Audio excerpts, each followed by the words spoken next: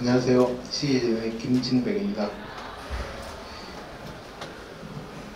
CEJ의 왼쪽에 있는 거는 저희 스웨덴의 본사가 있는 게이고요. 퀵커넥트 커플링만을 만듭니다. 이제 오른쪽에 지금 이탈하고 이 모습은 3층에 저희가 전시를 같이 하고 있고, 그 다음에 국내 비즈니스 개발도 같이 하고 있습니다. 리퀴드 쿨링 관련해서. 그래서 저는 이제 그 퀵커넥트 커플링 부분만 제가 이제 발표를 해드리고요. 그 뒤에 이제 실제 이제 국내 적용된 사례는 이제 장준호 대표가 좀 발표를 해드릴 겁니다. 그래서 OCP 퀵커플링 설계는 이렇게 이제 5가지 이제 컨셉 하에 개발이 됐습니다. 커플링 자체는 이제 3가지 타입으로 핸드메이트, 손으로 연결하는 방식, 이제 블라인드 메이트, 기계적으로 장착하는 방식, 스크루트 커넥터는 이제 기계적으로 또 사람 손으로 연결하는 방식인데 이건 큰 사이즈. 그 다음에 이제 커플링이 이제 물이 떨어지면 안 되니까 드리프리 디자인으로 되어 있고요. 그 다음에 스레드, 연결 스레드는 이제 미국 표준으로 되어 있습니다. 그 다음에 플로어는 이제 하이 플로어고, 수명은 이제 길고. 세인 자체는 이제 스웨덴에 있고요. 저희 제품은 다 이제 메이드 인 스웨덴입니다. 다른 데서 안 만듭니다. 21개국이 있고요.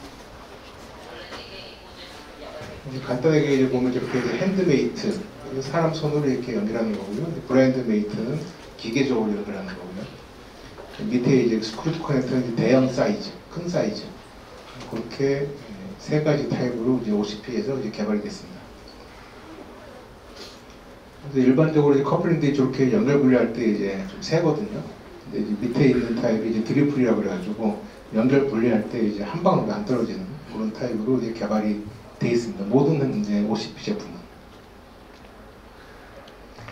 그리고 이제 전체적인 이제 그 제품군인데 왼쪽에 있는 게 UQD, 사람 이제 손으로 연결하는 핸드메이트 타입이고요. 두 번째가 이제 기계적으로 하는 블라인드 메이트 타입이고, 그 다음에 이게 이것도 블라인드 메이트고 블라인드 메이트.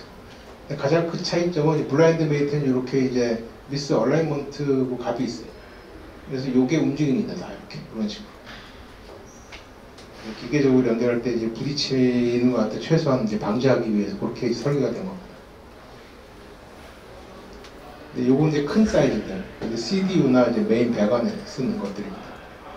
이렇게 핸드메이드 타입 스크루트 커넥터가 있고, 요것도 블라인드 메이트입니다. CDU 자체도 이제 궁극적으로는 뭐 사람이 가서 이렇게 연결하는 게 아니라 기계적으로 밀어 넣어서 그렇게 연결하는 방식을 씁니다. 여기 이제 전체적으로 스레드가 이제 국가마다 이제 그 지역마다 좀 다르거든요. 근데 지금 이제 OCP에서 쓰는 거는 아무래도 이제 미국에서 OCP가 이제 만들어졌기 때문에, 그래서 이런 식으로 UNF하고 NPT하고 이렇게 영국 G3D 이 3가지 스레드를 주로 씁니다. 근데 유량 이제 개수가 중요한데, 유량이 중요하잖아요. 리퀴드 쿨링 하기 위해서는. 근데 이게 이제 최소한의 사이즈별로 어떤 이제 유량은 이제 만족을 해야 된다는 이제 OCP의 가이드라인입니다. 그거 갖다 변환시키면 이런 식으로 이제 뭐 갤런 퍼 뭐 분당 뭐 갤런 이런 식으로, 아니면 국내 같은 경우는 분당 이제 리터 이런 식으로 이제 표시가 됩니다. 그 유량 개수 값은 이제 이런 식으로 이제 계산이 되는데, 요거는 나중에 뭐 퀵커플링을 갖다가 이제 뭐 선택을 할 때 이게 OCP 표시라고 그래도 유량값이 다 다릅니다. 업체마다. 그래가지고 요걸 갖다 요거에서 보면은 요 커플링이 더 효율이 좋구나, 그렇게 판단하는 자료를 쓰시면 됩니다. 그래서 지금 이제 유량을 갖다 늘리기 위해 가지고 대개 보면 이런 식으로 이제 스프링이 중간에 있는데, 스프링을 갖다가 바깥으로 빼가지고 최대한의 그 이제 유량을 갖다가 이제 압력 강화를 최소화하기 위해서 그런 식으로 지금 설계를 하고 있습니다. 이제 사이즈가 이제 큰 거하고 작은 게 있는데, 밸브 설계에 따라 가지고 이렇게 플로어가 작아도 이렇게 플로어가 더 이제 많이 나오는 걸 이제 그래프로 이제 보여주는 겁니다. 저희들이 이제 보통 이제 뭐 DN 뭐 10 뭐 DN20 이러는데, 그 DN이 요걸 얘기하는 거죠. 요건 제가 이제 그 챗GPT에서 이제 물어보니까 약간 좀 다르게 나오긴 하더라고요. 수명은 이제 그냥 그 선반에 이제 뒀을 경우에는 5년. 5년이 지나면 그거는 폐기하고 새로 써야 됩니다. 그 다음에 이제 사용 수명은 10년. 서버에 장착이 되면 10년 동안 쓰는 겁니다. 표준을 정하는 데 있어가지고 보통 이제 ISO가 이제 세계적 표준인데 ISO 표준이 이런 식으로 만들어집니다. 이게 이제 순놈이거든요. 커플링에. 그리고 치수가 어떻고 뭐. 근데 이제 OCP 표준, OCP 표준도 이런 식으로 이렇게 순놈을 기준으로 이렇게. 그래서 제조사마다 이제 다른데 요 수치를 가지고서 순놈도 만들고 암놈도 만들고. 근데 안쪽에 있는 밸브는 마음대로 만드는 거예요. 그래가지고 이제 밸브 형상이나 그거에 따라 가지고 유량이 다르게 나옵니다. 이렇게 이제 순놈, 암놈 이런 식으로 이제 최종적으로 만들어집니다. 실제 이제 실물을 보면 이제 핸드메이트는 이런 식으로 칼라링이 있어요. 빨간색, 파란색. 찬물, 뜨거운 물 이렇게 구분하기 위해 가지고 이건 이제 오리인 거예요. 근데 이제 블라인드 메이트는 그게 없어요. 이제 기부적으로 자동으로 연결하기 때문에 교차 연결 오류가 안 납니다. 대신에 이제 블라인드 메이트 이런 식으로 이게 있어요. 미스 어레먼트라고 해가지고 이게 이제 왔다 갔다 이렇게 움직입니다. 이것도 이렇게도 움직이고 이렇게도 움직이고 이거는 이제 메타에서 설계한 건데 이거는 굉장히 그 움직임이 많습니다. 그래서 메타 타입의 연결 번호 이런 식으로 이제 서버에는 이렇게 달리고요. 순놈이 그다음에 이제 암놈이 이제 이런 식으로 해가지고 이렇게 장착이 됩니다. 서버에. 이건 이제 서버에 장착하는 겁니다. 약간 순놈 갖다가 여기 이제 반대편에 이제 암놈이 있으면 이제 밀어 넣어서 그냥 탁 끼는 겁니다. 이거 이제 LQC라고 그래가지고 스크루트 커넥터 타입을 돌려가지고 하는 거고요. 이거 사람이 하기 때문에 이것도 이제 빨간색, 파란색. 실질적으로 이제 서버에는 이런 식으로 장착이 됩니다. 이거 핸드메이트, 이게 이제 가장 현재는 많이 쓰이는 게 이거고요. 그 다음에 블라인드 메이트 타입은 이런 식으로. 이게 이제 이런 UPDB가 들어가느냐, 아니면 다음 페이지에 이렇게 이제 그 BMQC라고 그래가지고 메타에서 디자인한 이런 타입이 들어가느냐, 지금 그건 차이가 있습니다. 이건 이제 CDU, 이제 큰 사이즈의 커플링을 냈을 때는 이런 식으로 이런 타입을 씁니다. 이건 이제 정말로 제일 작은 거, 이건 이제 블라인드 메이트인데 이건 이제 OCP 표준 아니고요. 이제 고객의 요청에 따라 가지고 또 별도로 또 만들어주기도 합니다. 큰 사이즈로 이렇게 메인 배관이라든가 CDU 이런 쪽에 쓰고요. 이것도 이제 마찬가지로 이제 4인치까지 모든 배관을 연결할 수 있게 그렇게 나옵니다. 여기 지금 이제 추가로 이제 개발되고 있는 제품들입니다. 이것도 이제 블라인드 메이트인데 큰 사이즈예요. 그래서 CDU도 이제 기계적으로 연결할 수 있게 자동으로. 네, 이제 큐커플링은 이제 여기까지고요. 그 다음에 네, 퀵커플러에 대해서 설명해 주신 김진배 대표님에 이어서 제가 이 사례에 대한 설명을 좀 해보도록 하겠습니다. 인공지능 작업을 위해서는 고성능 컴퓨팅이 좀 구축이 되어야 하는데요. 그거를 이제 구축한 데이터 센터를 AI 데이터 센터라고 불리고 있습니다. 자동차 산업에서 우리 자동차 가속 성능을 높이려면 따라와야 되는 게 제동 성능입니다. 제동 성능, 브레이크 성능이 좋지 않으면 가동 성능을 높일 수 없는 것처럼 AI 데이터 센터에서 이 칩 제조사들이 성능을 높일 때마다 발열이 일어납니다. 그 발열을 제어할 수 있는 냉각 기술이 없으면 이 같이 발전할 수 없는 시스템이고, AI 데이터 센터에서는 그런 TDP 값이 높은 칩을 사용하다 보니까 이런 리퀴드 쿨링의 방식이 변화가 일어나고 있고, 공냉식으로는 시킬 수 없는 발열량이다 보니까 이렇게 순행식 또는 애칭 냉각을 사용하고 있습니다. 이거는 냉각 방식에 대한 설명을 하고 있는 건데요. 기존의 에어쿨링 방식은 지금도 가장 많이 사용하고 있는 방식이고요. AI 데이터 센터에서는 이제 냉각을 위해서 이렇게 액체 냉각 그리고 애칭 냉각이 있습니다. 액체 냉각은 콜드 플레이트를 그 발열되는 칩에 얹혀서 이제 칩 자체는 액체랑 직접 닿지 않도록 그렇게 설계되어 있고요. 임머전 쿨링은 서버 자체를 이 비전도성 액체에 담궈서 시키는 타입으로 되어 있습니다. 그래서 PUE 값이라고 전력 효율을 보면 이제 공냉식은 1.6에서 2.0, 리퀴드 쿨링과 이머저 쿨링은 1.1 내외를 하고 있습니다. PUE 값이 이 서버가 먹는 전력이 1이라고 보면 이제 냉각을 위한 게 0.6 뭐 이런 식으로 보시면 되는데 10,000원이면 6,000원이라는 얘기입니다. 근데 리퀴드 쿨링과 이머저 쿨링은 10,000원이 필요할 때 이 냉각을 위해서는 1,000원 내외로 필요하다는 얘기를 해보면 이게 이제 대형 데이터 센터에서는 큰 전기값의 차이가 날 수 있는 거고요.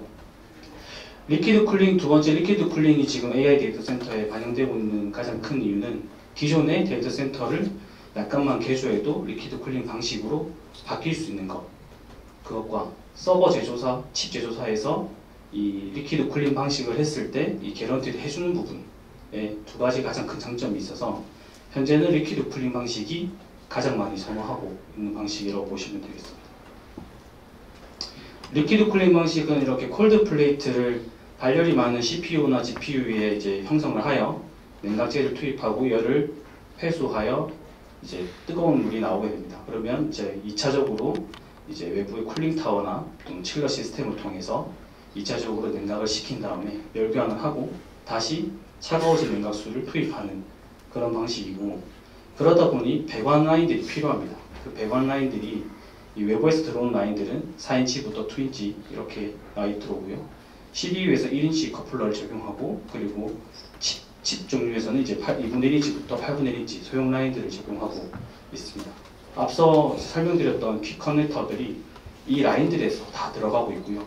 이렇게 원터치 퀵 커넥터가 들어가는 이유는 이제 그 유지 보수를 위해서 이제 분리했을 때 누유가 없도록 하는 그런 방식을 사용하고 있습니다.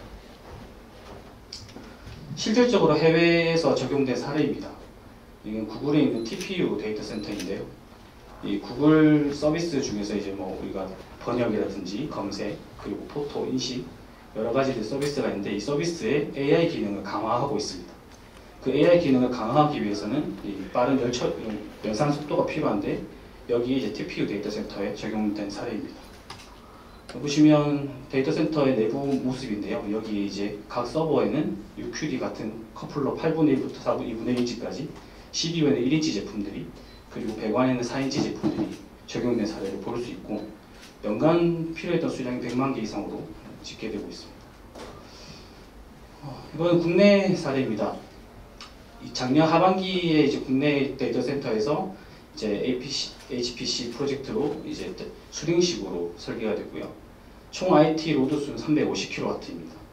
서버는 포유 기준 120개를 넣었고요. 이제 42U 국내에서 생산된 서버렉을 넣었습니다. 그리고 21kW, 렉당 21kW로 세팅을 했고, GPU가 이제 RTX 4090 엔비디아 제품을 사용했고, CPU는 인텔의 지온 644Y를 했는데, 그 공랭식에서 쓰고 있는 제품들을 개조를 해서 히트싱크를 달아서 이제 수냉식으로 한 사례입니다. 설치 구성은 CDU 450kW CDU를 이중화하여 구성을 하였고요. 이 방식은 이제 수냉 방식으로 계산 서버 수냉 렉을 16대가 들어가 있는 걸 볼 수 있습니다. 그래서 이제 셧다운이 됐을 때 이중 구조를 통해서 이제 보완을 하면서 이 꺼지지 않는, 동작이 멈추지 않는 구성을 운영 체계를 만들었습니다. 거기에 적용된 매니폴드 시스템입니다. 이 매니폴드 시스템은 각각에 있는 서버 칩에 같은 유량과 같은 온도, 같은 압력을 분배하고 있는 역할을 하고 있습니다. 이 매니폴드는 내구성을 위해서 고품질 스테인리스로 제작이 되었고요. 끝단에는 퀵 커플러들 50P 표준품인 UQD 라인이 들어갔습니다. 슈퍼마이크로의 그 기사에 따르면 월간 생산량이 렉량이 5,000개 정도 된다고 합니다. 그 중에 2,000대 렉이 지금 현재 리퀴드 쿨링 방식으로 생산되고 있다는 기사고요. 이거는 올 6월에 대만 컴퓨텍스에서 이제 와서 잭슨 강에 와서 이제 설명하고 있는 건데, 슈퍼마이크로의 이 렉을 보시면 이 한 유닛에 12개의 커플러들이 장착되고 있고 총 8개의 서버들이 구성되고 있습니다. 이렇게 구성됐을 때 한 달에 2,000개 정도 생산된다면 12달이면 퀵 커플러 같은 경우는 230만 개 기준으로 설치가 되고, 이거는 이제 표준 가격으로 환산을 하면 1,000억 원 이상의 가격을 보여줄 수 있습니다. 이런 제조하는 방식들이 현재로서는 다 이제 해외에서 제작이 돼서 국내에 설치하는 방식으로 오다 보니까 이게 로컬 컨텐츠화돼서 국내에서 좀 산업이 이루어진다면 좀 더 데이터 센터 산업이 활발해지지 않을까 생각하고 있습니다. 이머전 쿨링에 대한 설명인데요. 이머전 쿨링은 비전도성 액체에 서버를 담궈서 직접적으로 서버에 액체가 담겨져 있는 형태로 시켜지는 거고요. 싱글 페이지는 액체에서 액상이 변하지 않는 겁니다. 액상이 변하지 않고 액체로 이제 서큘레이터 되면서 바깥에 있는 외부 냉각 장치를 통해 계속 서버 그 수조를 같은 온도를 유지하고 있는 걸 보여주고 있고요. 여기에는 이제 다양한 실링 포인트가 있는데 그 실링 포인트에 이제 액체와 이 비전도성 액체와 호환성이 있는 제품들이 바이톤으로 불리는 이제 불소탄화의 그 합성 고무 FKM과 테프론 베이스의 PTFE 그리고 불소 고무의 FFKM 등을 사용할 수 있습니다. 그리고 이제 EPDM 같은 경우는 이제 부푸는 성질이 있어서 아직 호환성이 잘 되지 않아서 사용하시면 나중에 리크 발생을 하실 수 있습니다. 투페이지 타입은 서버에서 발생된 열을 머금고 기체화되면서 냉각하는 방식이고요. 기화된 기체는 수조 탑에 있는 냉각 장치를 통해 다시 응축이 되고 응축된 것들이 수조로 떨어지면서 냉각하는 그런 시스템입니다. 마찬가지로 여기도 실링 포인트들이 있는데 앞서 말씀드린 것과 비슷한 형태를 띠고 있고요. EPDM은 여기서도 좀 잘 적용이 되지 않습니다. 다만 이 액체가 냉각제가 그 불소계를 가지고 있어서 증발을 하면서 이제 지구 온난화 지수가 조금 발생하다 보니까 현재로서는 이 액체가 개발이 좀 더 돼야 되지 않나 하는 생각이 들고 액체가 개발된다면 이 시스템이 가장 간단한 시스템이 될 수 있어서 향후 이머전 쿨링도 냉각 산업에서 굉장히 좀 각광받을 수 있지 않나 하는 생각이 듭니다. 저희가 지난 3년 동안 이 시장에서 많은 활동을 했는데요. 그중 이제 데이터 센터 관련된 산업은 아직도 진행되지 않는 것들이 많다 보니까 저희가 할 수 있었던 것들은 이제 개인용 PC에서 액침 냉각을 적용해 본 것도 있고, 그다음에 연구실에서 사용하는 워크스테이션을 액침 냉각화 시켜서 시장에 내놓기도 했습니다. 그리고 연구팀들과 이 데이터 센터에서 나오는 폐열을 활용해서 어떻게 폐열 활용을 할 수 있는가에 대한 연구 시설들을 같이 작업을 해서 이렇게 140kW급의 냉각할 수 있는 데이터 센터 모사 장치를 만들어서 공급하고 아직도 같이 연구를 하고 있습니다. 그래서 앞으로 우리 그 데이터 센터의 냉각의 변화에 대해서 조금 더 산업에 몰두할 수 있도록 좀 열심히 해보도록 하겠습니다. 감사합니다.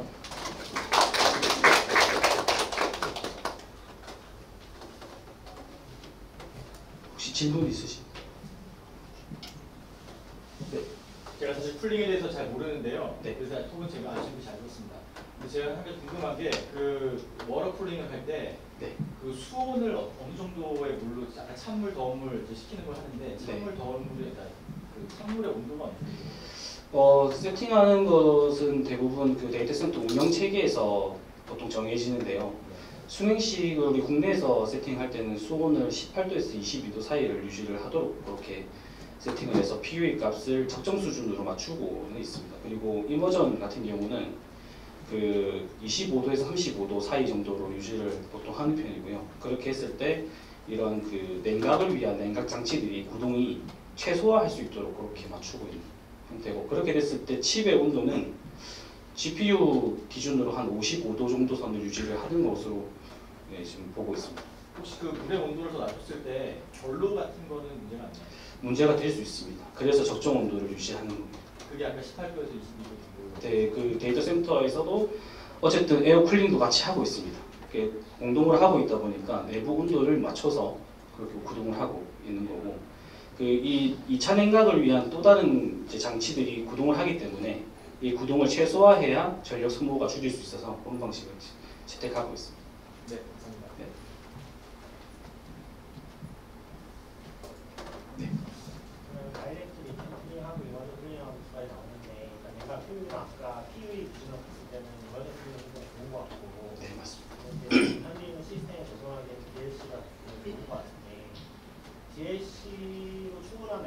나온 다음에 이머전 쿨링까지는 필요가 없는 거 아닌지 어떤 장단점이 그렇죠.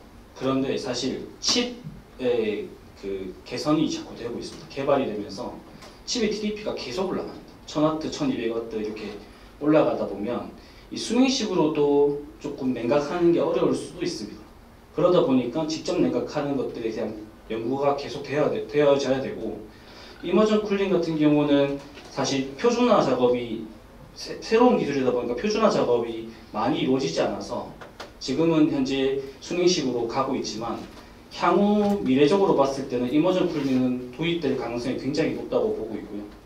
이머전 쿨링으로는 지금 국내에서도 많은 POC가 일어나고 있고 글로벌로도 빅테크들이 다 하고 있는 겁니다. 지금 빅테크들이 빠르게 움직여서 수냉식을 사용하는 이유는 그 AI 산업의 주도권을 가져가기 위한 것입니다. 그래서 지금 투자가 굉장히 많이 일어나고 있는 것이고요.